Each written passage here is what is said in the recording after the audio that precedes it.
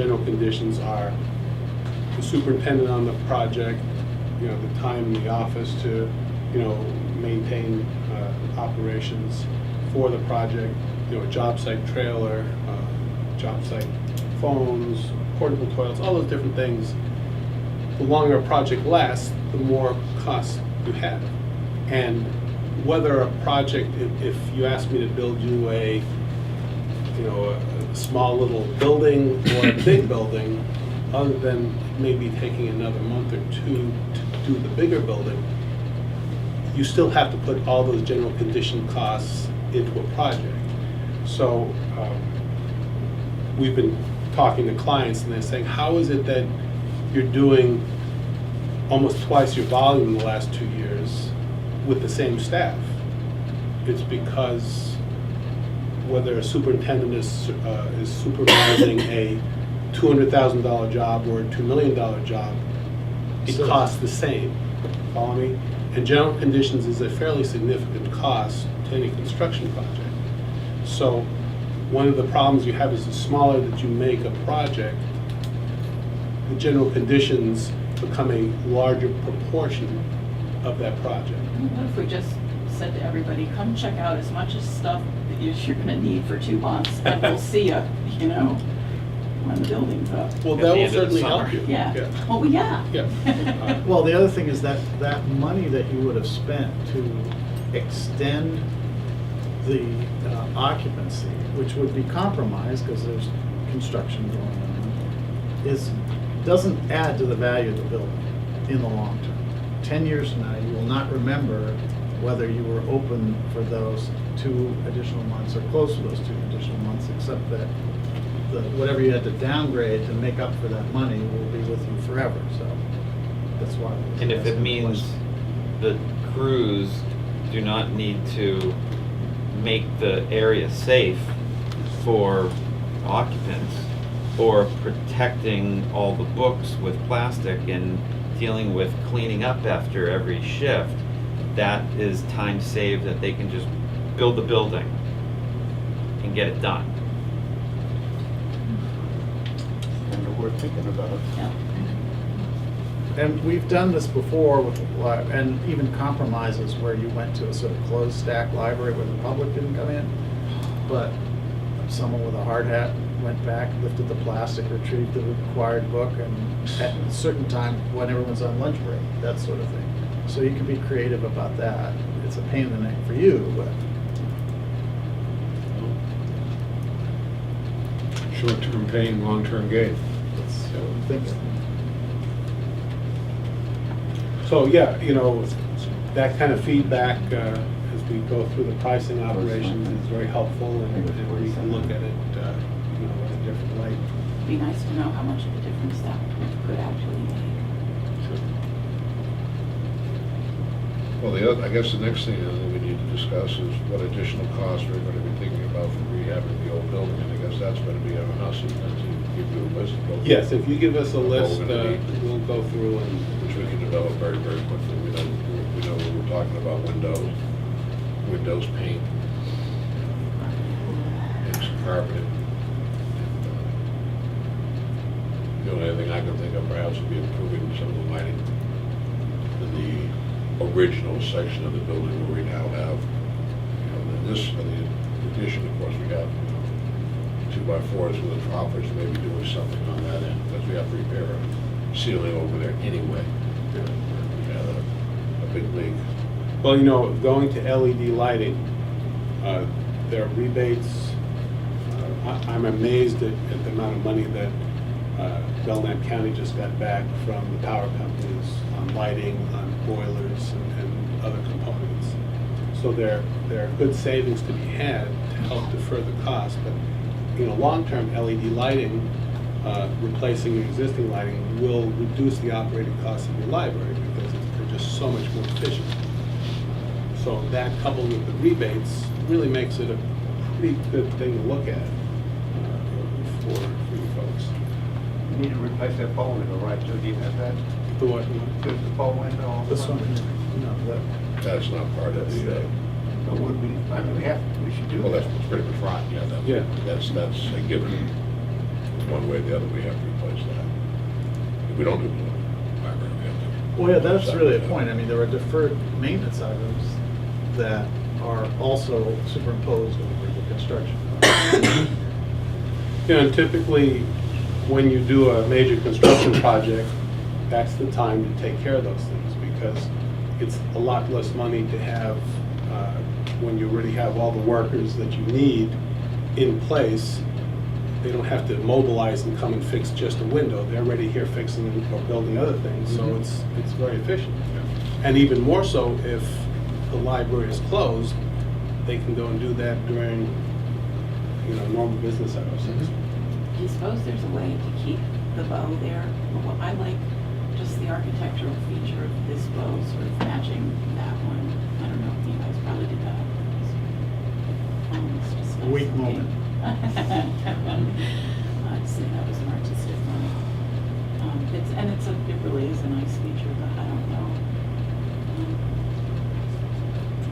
If it's there now, it can be replaced, repaired. Notice, she's talking about this, the one thing where we broke out of the rectangle. I like it. No, I think that's the she's one we talking have about to that one. fix. Oh, Yeah. okay, yes. Oh, I see. Andre, we touched on it just a little bit prior, but I alluded to the increase in construction costs that have occurred over the last couple years and what we're anticipating as we move forward. And I think it's been significant enough to at least express it. It's a huge concern. For instance, the tariffs that have been put into place, lumber has gone up 20%. And, long-term, I think Washington is hoping to encourage the opening of American mills again. But whether or not that happens is anybody's guess. In the meantime, it costs you 20% more for your lumber than it did, half a year ago. And those are the kind of things that we have to try to anticipate when we do these projected budgets for another year. I do the best I can to try to take into account current economic situations, drivers, and I can tell you without a doubt that the construction industry in New Hampshire is booming. The subcontractors are all very busy, and we know what that happens. We're all economists. When everybody's got lots of work, the pencils aren't as sharp. And it's, again, one of those things we have to try to anticipate the situation for next year. If we're fortunate enough to get good bids at the time, because when people look at the project, they say, oh, it's a nice project, we want to participate, that's great. But, commercial construction, it's highly competitive right now. Would you be willing to hazard a guess? I think the building across the street was 2.4 million a couple of years ago. Do you want to hazard a guess at what that'd be now? If you use 2.5% to 3%, and right now I'm tending to use 3%, it would get you in the ballpark. 3% A year. A year, okay.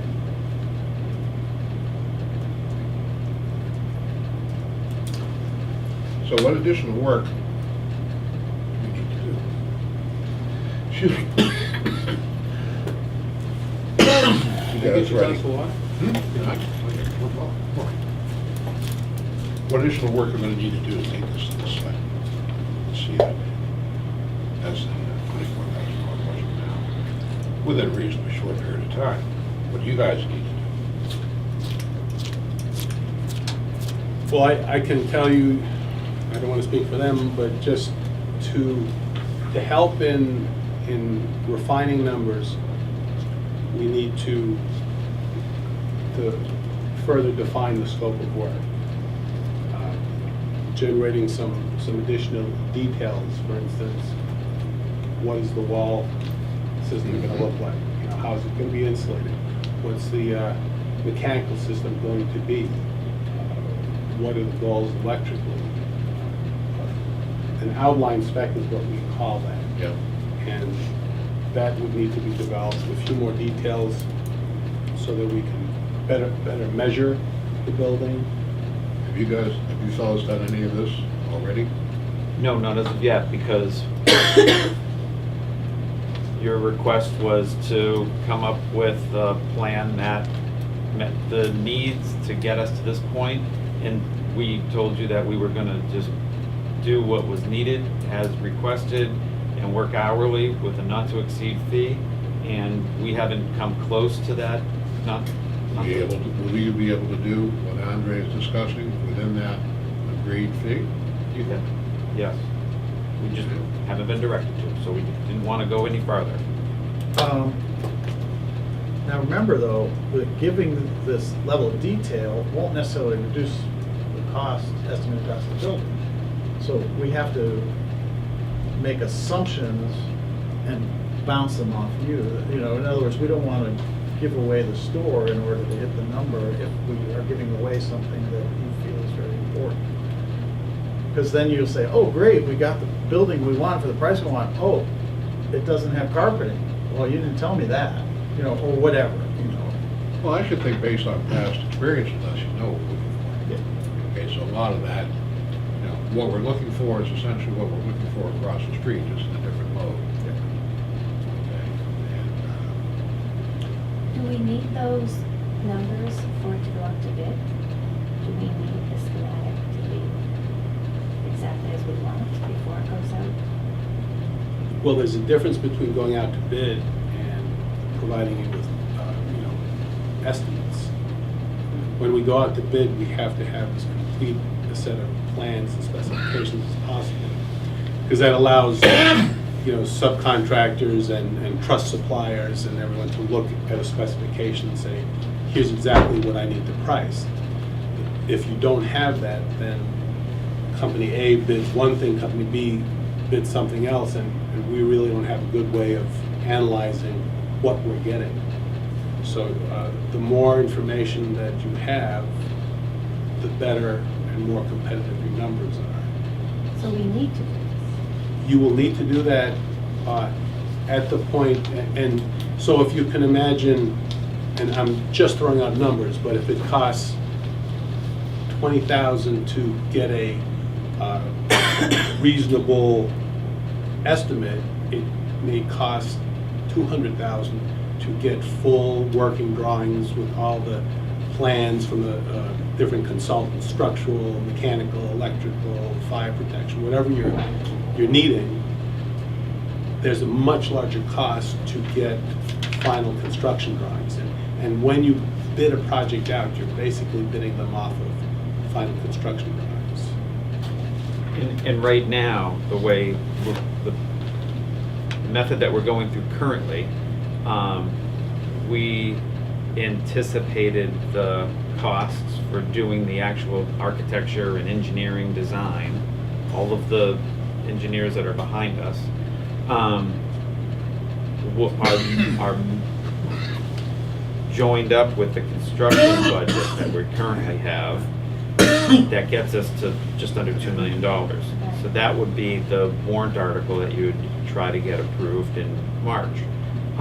If approved, we would roll directly into doing the engineering drawings so that the end of summer, we would hand them off to Andre, which would hard bid all the trades and have a guaranteed maximum price to construct. At that point in time, you would know the exact figure.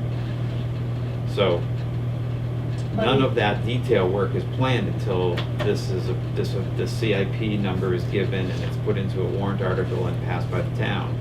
Unlike last time, where we were asked to get the construction documents done and designed fully, completely, and then you were going to bid it and come to town with a guaranteed maximum price just to build the building, because you had already paid for the engineering side up front.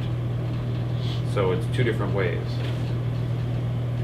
I think in answer to your question, what I would recommend is either we get together and hash through this, make a bunch of assumptions, and then bring you guys in as a check, or we do it all at once and have a session where we sit around the table and say, okay, is this acceptable? Is this acceptable? Is this acceptable? Is this acceptable?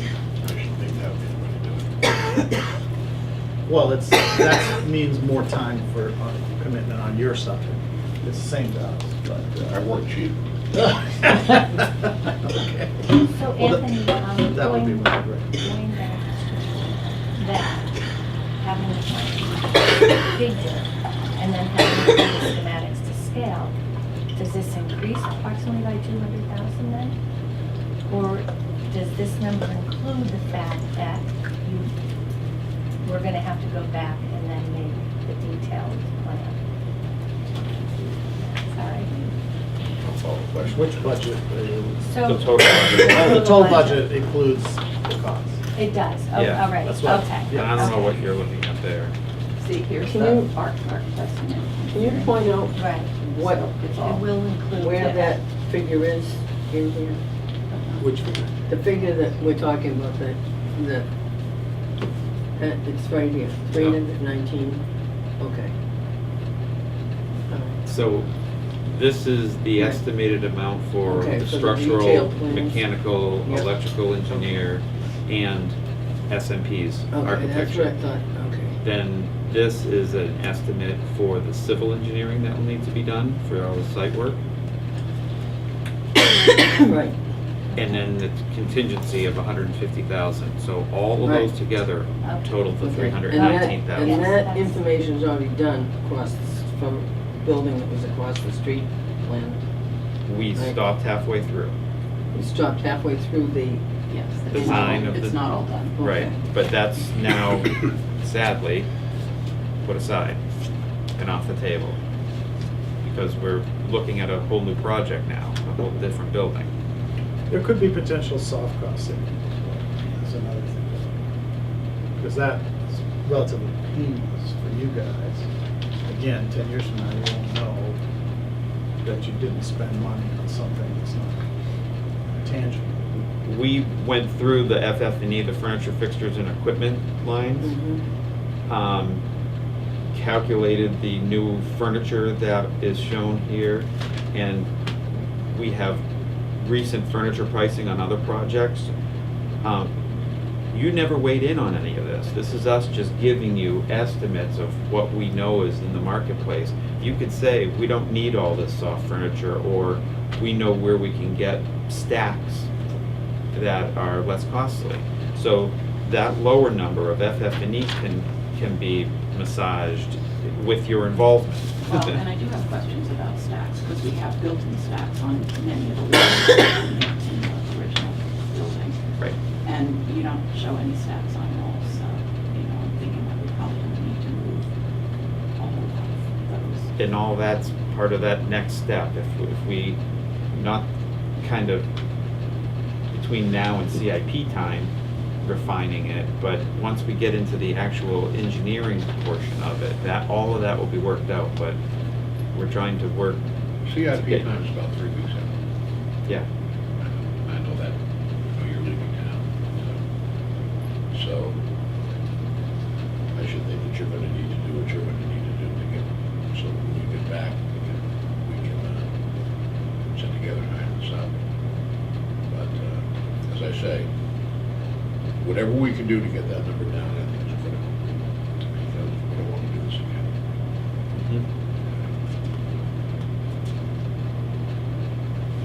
Anybody else to add? Anything that, Paul? No, I don't think so. A couple things here. Yes, sir.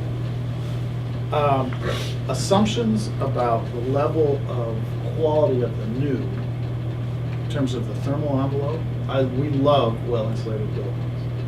But if you don't do anything to this building, it's ridiculous to put 12 locks on the back door and leave the front door open. So there should be some balancing of the level of effort that goes into the new building with what you assume you're going to do with the old building. And I don't want to have an R50 wall out there and an R12 wall over here. This doesn't make any sense. So that, I think, would weigh into the calculation. And again, that's what do you want? What do you want the overall performance of the whole to be? The other thing on the soft cost side, and I'm just planting the seed of this, Some of the engineering trade can be done on a design-build basis. So it's a compromise in terms of the ultimate performance of the building, perhaps not. And that's where you're basically, when you solicit bids, run mechanical trades, you simply write what the performance of the system is, you don't design the system. And that cost is shifted from the design side to the construction side. It's an option. Does it really save money? What do you think?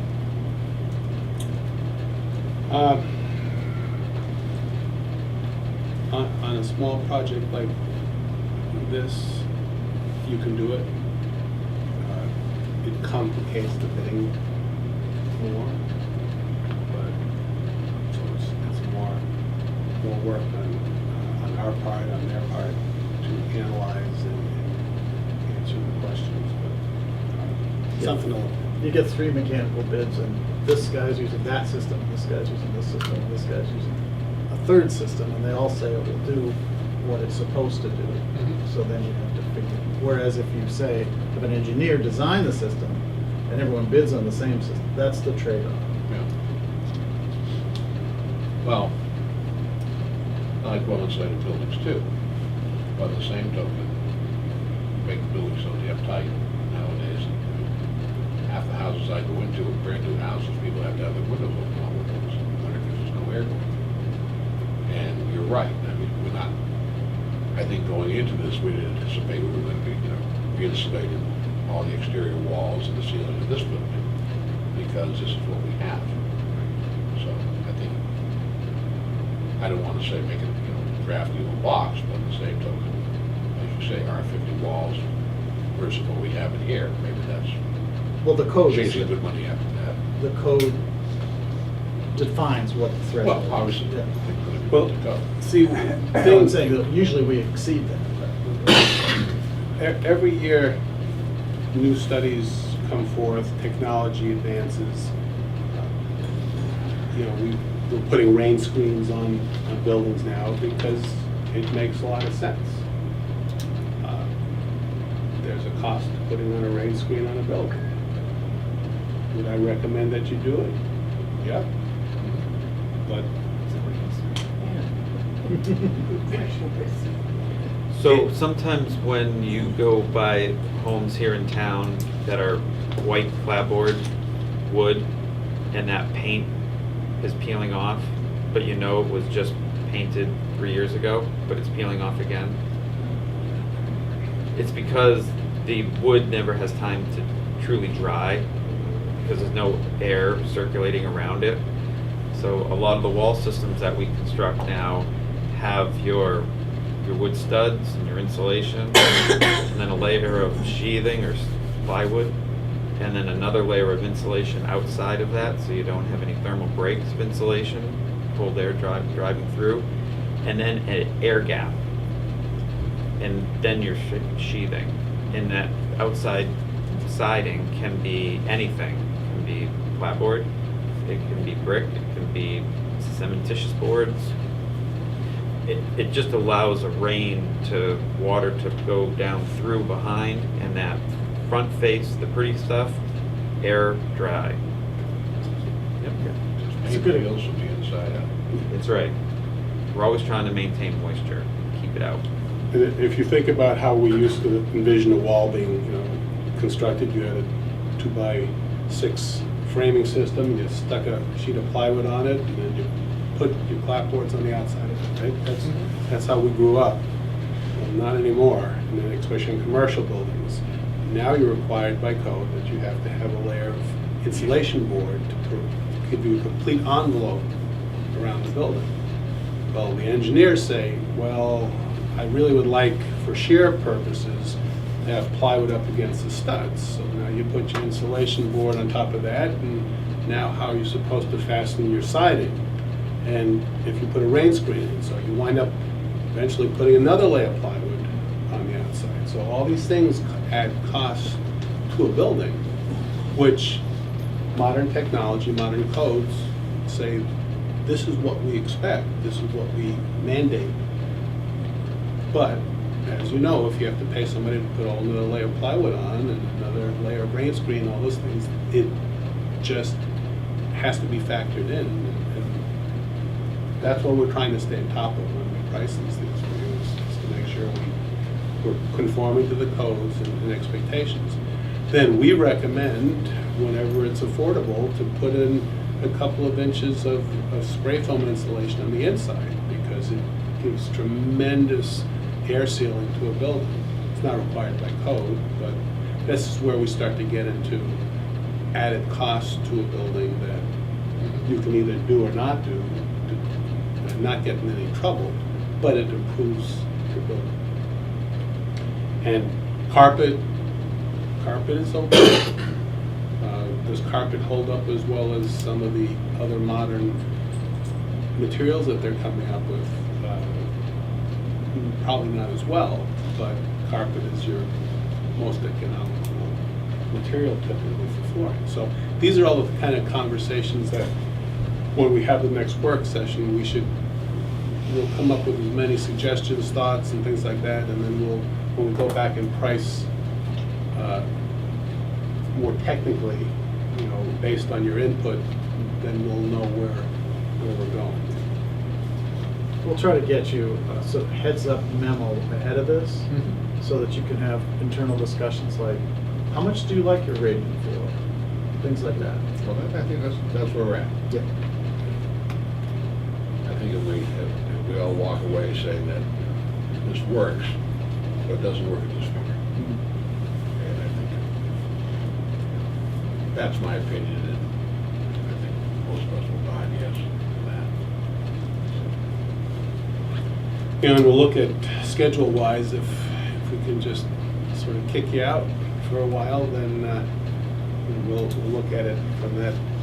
Won't be left for a rabbit. No, don't make me go to the beach this summer. We'll give you some books. Okay then. Public input. I just wanted to say, from a fundraising perspective, many of the philanthropic gifts that used to be traditionally tied to naming opportunities of rooms or other things, for younger donors, are much more tied to environmentally kind of correct things. So some of the stuff that you talked about, like LED lighting, solar panels, those are real philanthropic opportunities for us to think about. So just as we're looking at what we could or couldn't eliminate, we should think about that from a fundraising perspective. Your name is, please. Diane Luby. And we can easily, for instance, the air sealing of the building, which I think adds tremendous efficiency to a building ultimately. We can put a number onto that, and you can go back to the donors and say, geez, talk about the benefits of air sealing, and maybe someone is willing to come up with that particular item. Can we establish a line item for philanthropic contribution? Well, we know where someone's coming from already, but I can't give you a dollar figure just quite yet. Skip? Yeah, I have a lot of follow-up questions. I just want to make sure that I understand what you're saying. The building across the street was 8,600 square feet. And we've just cut that down to the addition that we're talking about is what, 4,700 square feet? No. 5289. 5289. 52. So this building was a substantially smaller footprint than new construction. Right. And you just earlier said that that's the best way to cut costs, is to reduce your square footage needs. And if I take 10% of the $2.4 million that we were looking at for the building across the street 2 years ago, and I use the 3% figure and assume that that building would be built next year, we're adding 10%. Okay, so instead of 2.4, we're looking at 2.65. Yeah. And you're talking about, right now, this building here, the new building that we're discussing, and that's coming in at just under 2 As we look at it right now. as we look at it now, yeah. So, are there, the one that you priced across the street, that was a pretty tight price, right? I mean, we don't have, there's nothing else you can save on that one, and there's nothing else that is going to surprise us on the upside on the one across the street, right? Right. So, I just want to make sure I get this right. You keep hedging so much on this, on what we're doing here. I'm still not confident that you think you can bring this price in at 1.7 for the new building we're talking about now. I keep thinking there should be close to $1 million, it should be $1 million in savings between what we're talking about building here versus what we'd be talking about building across the street. If we're talking in the same quality, the same time frames, etc. Can you define that a little closer for us? Can you say, yeah, there is, for the public, for the cameras here, that what we're doing now is going to be X amount of dollars cheaper than what we would be doing across the street? Can you give us a little more defined clarity on that? Well, two things that pop out. One is, even though the new construction is smaller than what was across the street, there's some work in the old, so that's part of it. And what was happening across the street wasn't, we just discussed this, was an empty site, unoccupied, go to it, build a building. When you're done, you're done. And Yeah, this was an anticipating, working around and operating library. So those are two factors right there that would Yeah, narrow the gap. Yeah, but can you give us a definitive number that this, what we're doing now, is definitely going to be X amount of dollars cheaper than if we continue with the one across the street? Can you I think you could say X, you know. Can you say it's $900,000 cheaper?